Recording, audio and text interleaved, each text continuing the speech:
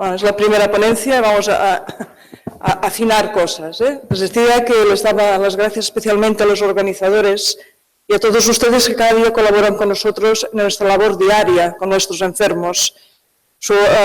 Muchas veces sus explicaciones, su ayuda, cuando los van a ver, es inestimable para que ellos afronten todo el proceso que les espera de una forma muy especial. Y si conseguimos que me apaguen las luces, que mejor no se van ni al paño, sí, pues vamos.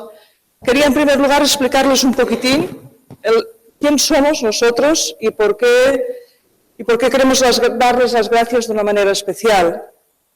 El Servicio de Neurocirugía de Vall-d'Hebron, junto con su unidad de investigación que tenemos propia, una unidad formada por nosotros y por miembros de otros servicios con un carácter multidisciplinar, es el eje por el cual gira todo lo que es nuestra labor asistencial y científica.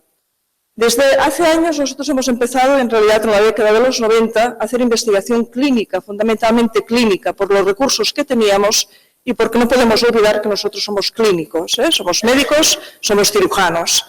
Pero desde hace ya años hemos incorporado aquí proyectos de investigación básica, quiere decir proyectos de laboratorio, con becarios que son biólogos predoctorales que hacen la tesis doctoral con nosotros. Y esto implica que, partiendo de estudios morfológicos o de laboratorio, nosotros trabajamos aquí, pero con el fin último de que todo lo que conseguimos aprender o actualizar lo podamos luego devolver al enfermo. Es decir, que aquí lo tengan no una utilidad teórica, sino también una utilidad práctica en la cual nos podamos beneficiar todos. Nuestra unidad de investigación trabaja con 4 líneas de investigación que nosotros llamamos consolidadas, y llamamos consolidadas porque hemos sido capaces de obtener recursos económicos para desarrollarlas, porque se hacen publicaciones periódicas y porque han desarrollado tesis doctorales. Las malformaciones de Chiari, como ven aquí en la flecha, es una de estas líneas de investigación. Y en concreto, ya dentro de nuestra propia unidad, ya hay 3 personas que han finalizado o están a punto de finalizar la tesis doctoral, junto con 2 más que van a ver ustedes a lo largo del día de hoy, que yo creo que los conocen a todos. Es Olga Mestres, que acaba de llegar, está sentada allá en el fondo, y que saben que hizo su tesis sobre calidad de vida. Es una diplomada en enfermería, con mucha dedicación al bienestar del enfermo y que seguro que ha contactado con todos ustedes muchas veces. Dulce Moncho, abajo a la izquierda, que ha hecho su tesis doctoral sobre potenciales evocados, y Alex Ferré, que también hablará esta mañana, que está acabando de hacer su tesis doctoral, con la ayuda también de la doctora Calzada, otra neurofisióloga de la unidad del sueño, sobre alteraciones del sueño. Los 2 los tenemos también en la audiencia. Como nosotros decimos, nosotros queremos devolver, es una obligación para todo científico, devolver aquella información a la sociedad. ¿Y cómo lo hacemos esto? Pues con varias actividades. Entre ellas, por ejemplo, cada año reunimos a un grupo de estudiantes, normalmente de bachillerato, que son ya mayores, los introducimos en nuestra UCI de neurotraumatología para que vean, por ejemplo, lo que ocurre cuando se toma alcohol y drogas y se coge una moto, ¿no? Esto que parece muy simple impacta mucho al estudiante, mucho más que cualquier charla y cualquier explicación, el verlo, ver lo que ocurre, ver las consecuencias, pasar por rehabilitación y hablar con los enfermos. Esto es una actividad que nosotros le tenemos un cariño muy especial, sobre todo porque cuando el alumno se va y nos explica, nos hace una redacción de lo que ha vivido, ves que hemos podido incidir, aunque sea de alguna manera, en estos estudiantes. También haciendo publicaciones que estén lanzadas a lo que es el público en general y si podemos también colaborando con las asociaciones y de una manera habitual, tenemos contactos con la unidad de espina bífida de Barcelona. Sí, por favor, cerremos las luces, que van a empezar a ver radiografías y no vamos a ver nada. Y como se les gusta, muchas veces con las propias asociaciones de Chiari, cuando nos lo solicitan y buenamente podemos contribuir, ¿no?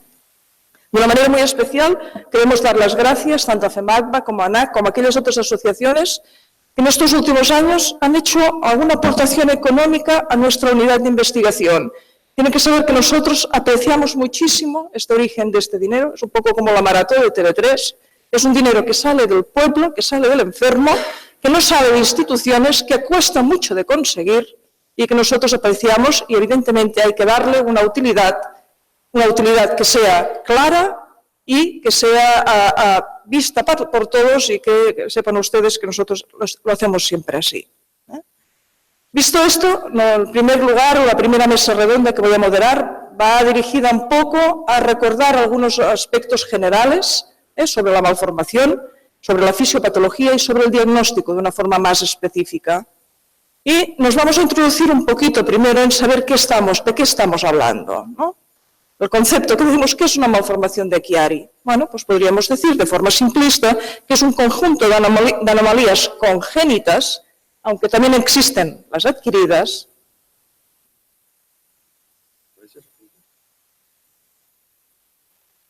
Vamos a ver si esto no nos estropea el asunto a la mitad.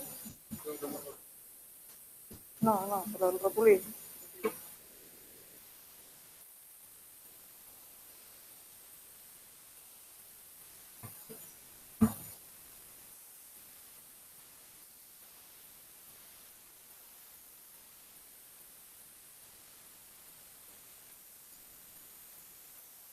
De acuerdo.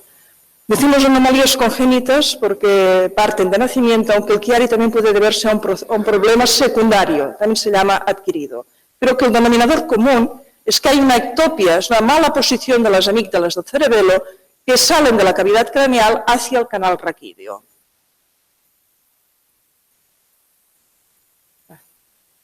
Está cuantificada o está catalogada como una enfermedad rara por la CEDER. Y saben ustedes que la incidencia no es bien conocida en España y aquí muchas veces la ayuda de las asociaciones es importante para poder hacer censos de estas malformaciones, pero se calcula que hay unos 120 afectados por cada millón de habitantes y se estima que en España podría haber unos 5.600, aunque estos números son muy relativos y cada vez encontramos más personas que pueden tener un Chiari que a veces no tiene una traducción clínica, son hallazgos incidentales. Así que lo que es la incidencia real de este problema no la conocemos, ¿no?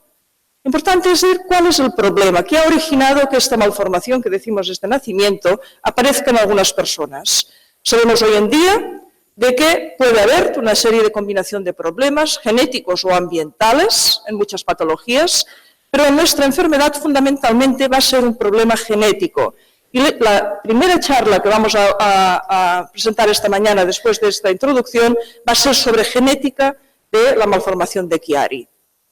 Sabemos no mucho, pero algo y así, y sabemos que el origen de esta malformación es autosómico dominante, que es decir, que uno de los progenitores puede hacer que sus hijos, alguno de ellos, hereden la malformación, aunque hay un origen poligénico, es decir, que no sabemos exactamente cuántos genes o de dónde parte exactamente, y Ainzane nos explicará con más detalle toda esta información. Lo que sí sabemos es que cuando se analizan familias hay una penetrancia que no es despreciable y que nosotros hemos cuantificado, y me corregirá si lo decimos de una forma anómala, que casi en el 30% de los afectos de Chiari puede haber alguien en la familia que lo tenga. Otra cosa es que tenga una traducción clínica o no, que deba tratarse o no, pero que puede existir y es nuestra obligación explicárselo al enfermo. Y a veces hay una penetrancia familiar muy importante, como nos ocurrió con esta familia, en la cual vemos todos los puntos negros son los afectados de Chiari, en el cual vemos que el porcentaje dentro de esta mitad de la familia es muy elevado.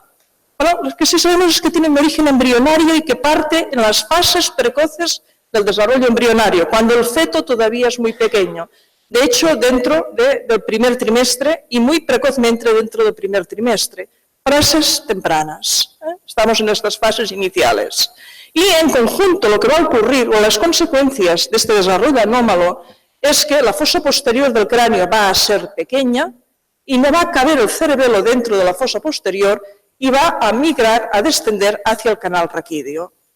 En realidad es como si tuviéramos una discrepancia entre lo que es el continente, la caja, que lo contiene, y el contenido. Y es como si fuera esto, no caben y tienen que colocarse pues, donde pueden las estructuras neurales, ¿no?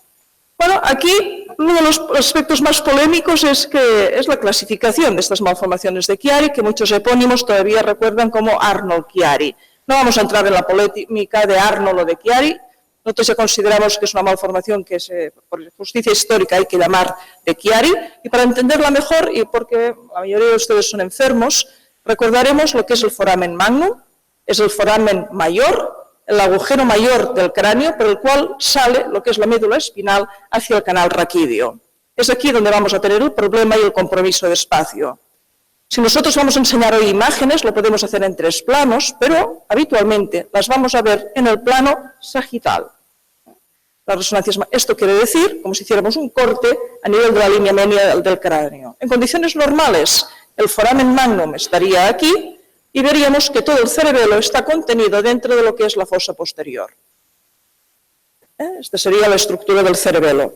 Una resonancia magnética normal, libus, escama occipital, todo el cerebelo con un líquido cefalorraquídeo por debajo, contenido dentro de lo que es la fosa posterior.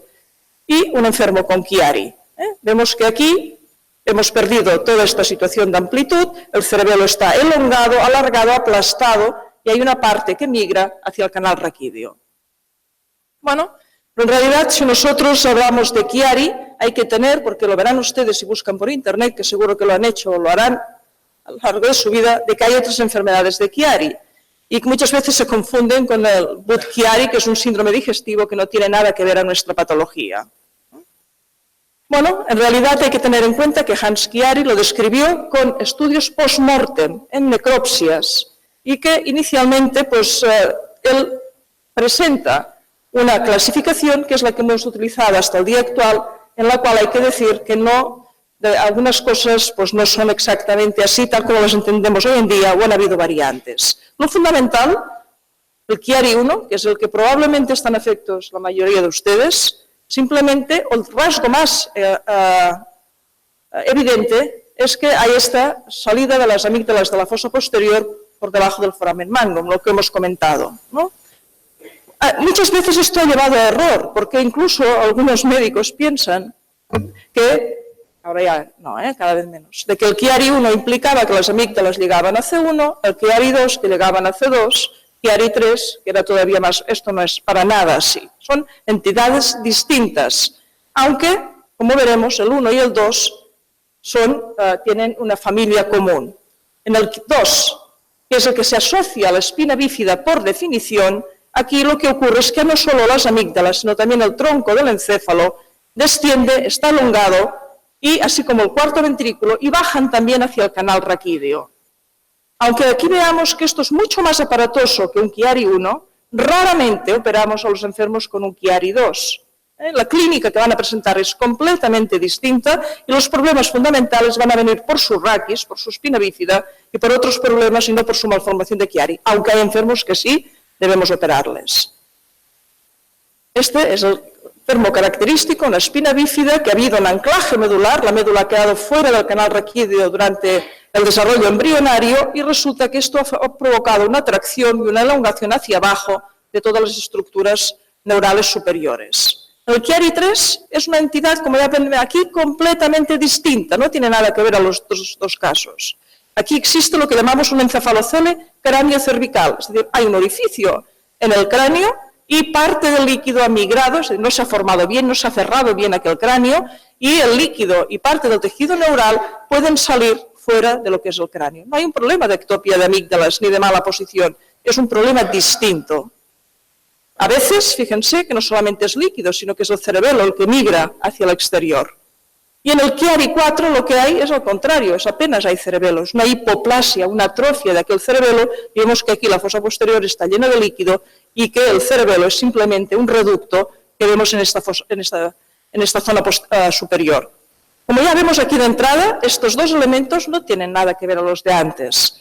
Y en realidad hay que tener en cuenta, aquí lo vemos con mayor detalle, esto es el cerebelo queda reducido a esto, que esto van a ser malformaciones tremendamente graves, prácticamente incompatibles con la vida y prácticamente nosotros nunca hemos visto nacer ni hemos tenido que tratar a un Chiari 3 o 4. Por tanto, en realidad aquí lo vemos todo de una forma conjunta, nosotros nos vamos a centrar a lo que es el 1 y el 2 y vamos a considerar que el 3 y el 4 son unas entidades distintas.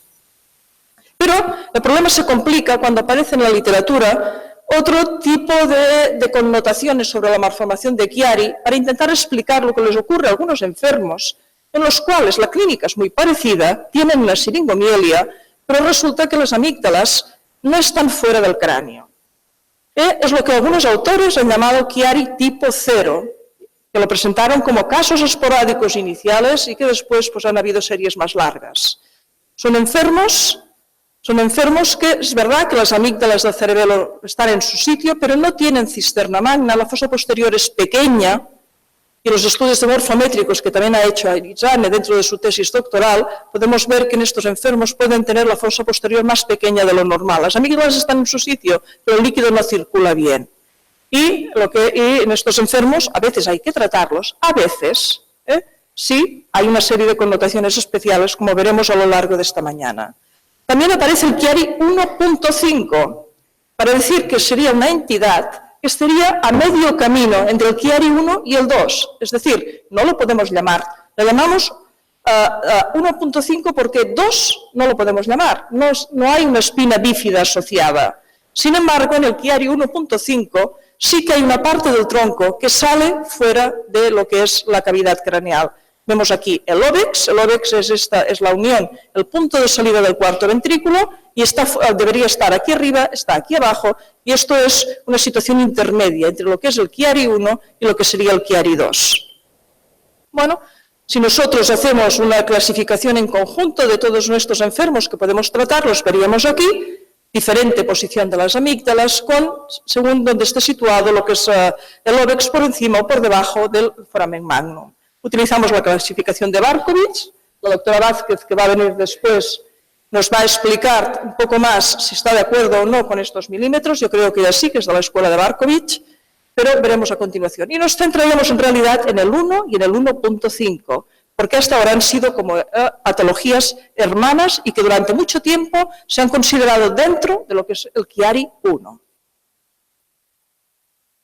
Bueno, pero en realidad si nosotros hemos estado hablando fundamentalmente de amígdalas, pero estos pacientes presentan otros problemas aparte de unas amígdalas que están fuera de la cavidad craneal.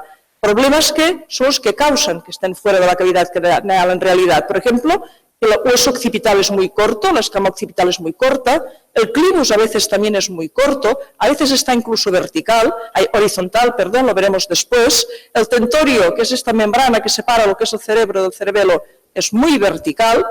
El orificio del foramen magnum suele estar aumentado y muchas veces esta apófisis odontoide es más larga de lo normal, está telescopada, incluso a veces está dirigida hacia atrás, lo que llamamos una odontoide retrocurva, que a veces nos provoca un problema no solamente posterior, sino también anterior en estos pacientes. El resultado final es que esta mala posición de las amígdalas hace que tengamos un problema en la circulación del líquido cefalorraquídeo que en condiciones normales debería subir y bajar libremente por el foramen magnum. El líquido lo fabrica, lo segrega lo que son los plexos coroideos del cerebro, de las cavidades ventriculares. Tiene una serie de funciones importantes, no podríamos vivir sin el líquido cefalorraquídeo, y entre sus misiones está repartirse, distribuirse entre lo que es el cráneo y el canal raquídeo. Y cuando esto ocurre en los pacientes con Chiari, cuando hay esta mala circulación de líquido cefalorraquídeo, pues muchas veces el líquido se acumula en lo que es el encéfalo, en la cavidad craneal, y entonces hablamos de hidrocefalia. En otras ocasiones se acumula en la médula, perforando la médula, aquí vemos una cavidad, y decimos que estos pacientes pueden presentar una siringomielia. Y en algunas ocasiones lo presentan de manera combinada, una hidrocefalia y una siringomielia asociada a la malformación. Pero existen casos que todavía van a ser mucho más complejos y es lo que vamos a entrar dentro de un cajón desastre que llamamos malformaciones complejas de la charnela craneocervical, en la que vemos, fíjense que aquí no hay ni clivus, toda la odontoides está por encima del paladar duro, estos son los dientes superiores, el paladar duro, y tenemos una compresión anterior muy importante junto con esta falta de espacio de la fosa posterior. ¿Cuándo decimos que un paciente con Chiari tiene una malformación de fosa posterior compleja? Cuando tiene al menos 3 de estos elementos. Que la odontoides esté retrocurva de forma significativa, que esté invaginada, es decir, que esté clavada hacia arriba, que haya una platibasia, una impresión, la base de cráneo es más plana de lo normal y las vértebras están en una posición superior, que tengamos alteraciones a nivel del complejo óseo occipital C2, que tengamos problemas con los cóndilos occipitales, que haya una asimilación, es decir, que por defecto hayan nacido unidos lo que es el atlas y el occipital, y todo esto, en conjunto, decimos que estos pacientes van a tener algo más que un Chiari 1 y esto nos va a obligar, cuando los detectamos, a que les planteemos opciones de tratamiento mucho más agresivas distintas porque el problema no va a estar suscitado en la parte posterior, sino también en la parte anterior y muchas veces estos pacientes van a requerir más de una cirugía, la colocación de un sistema de sujeción craneal y finalmente la práctica también de una artrodesis. Así que incluiremos la malformación compleja de la charnela craneocervical dentro de nuestras categorías de pacientes que tratamos en el momento actual.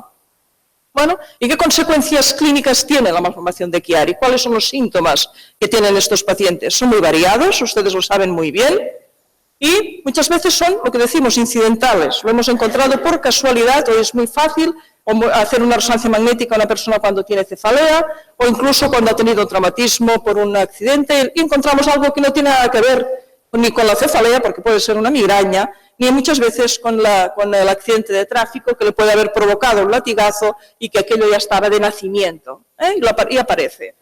Bueno, pueden presentar también cefaleas, es lo más frecuente, cervicalgias, sensaciones de mareo, dolor en las extremidades, fundamentalmente en las extremidades superiores, a veces pérdida de fuerza, visión doble, alteraciones sensitivas, casos muy avanzados, amiotrofia, es decir, atrofia de la musculatura, y ahora luego veremos por qué. El que presenten más o menos de estos síntomas va a depender de todo el complejo malformativo que forme parte de aquel Chiari 1. Va a ser muy distinto que el paciente solo tenga un Chiari 1 o que tenga además una hidrocefalia o una siringomielia o una malformación compleja. Las cefaleas es lo más característico. Son cefaleas a veces inespecíficas, aunque se suelen localizar en esta posición, son occipito-nucales y característicamente suelen aumentar con las maniobras de Valsalva. La cefalea es un síntoma muy frecuente en la población normal y no toda persona que tiene cefalea tiene un Chiari. Saben que lo que es más prevalente son las migrañas, que tienen una resonancia completamente normal. Este tipo de cefalea es característico pues, del Chiari y a veces una persona con Chiari puede tener una migraña y puede tener dolor por el propio Chiari. Muchas veces operamos a pacientes que tienen unas expectativas de que el problema se va a resolver por completo, pero cuando hay un componente de migraña, este componente sigue estando porque no forma parte de la malformación.